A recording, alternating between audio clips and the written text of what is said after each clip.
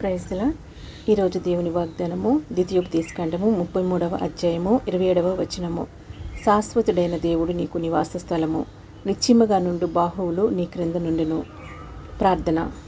ప్రియమైన మా పరలోకపు తండ్రి, ఆది అంతము లేని దేవా, అల్ఫా ఓమేగయున్న దేవా, నిన్న నేడు ఏకరీతిగా ఉన్న తండ్రి, శాశ్వతుని దేవా, మాకు నివాసముగా ఉన్న దేవా, మా కొండ, మా కోట, మా కేడుమై ఉన్న దేవా, నీకే కోట్ల కొలది స్తోత్రాలు చెల్లించుకుంటున్నాను తండ్రి. మా పట్టణంలో, మా రాష్ట్రంలో, మా దేశంలో ఉన్నటువంటి స్త్రీలందరి కొరకు, వారి పక్షాన, వారి క్షేమం కొరకు మీకు విజ్ఞాపన చేస్తున్న నా ప్రార్థన ఆలకించి జవాబు ఇవ్వమని అడుగుతున్నాను తండ్రి. ఏ స్త్రీ ఎటువంటి అవసరతను కలిగి ఉన్నదో సమస్తం ఎరిగిన దేవుడవు.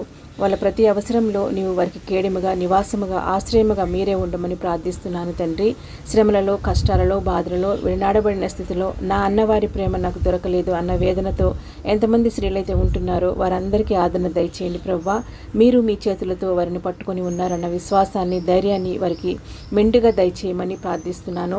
మా దేశంలో రక్షణ లేకుండా ఉన్నటువంటి స్త్రీలందరినీ వారి ఆత్మను రక్షించమని, రక్షించబడిన మా స్త్రీలందరి జీవితంలో ఈ వాగ్దానాన్ని నెరవేర్చమని, మిమ్మల్ని మీ వాగ్దానమును విశ్వసించే బలమైన విశ్వాసాన్ని మా స్త్రీలందరిలో మీరు ఉంచమని యేసు నామములో అడిగి వేడుకుంటున్నాను తండ్రి.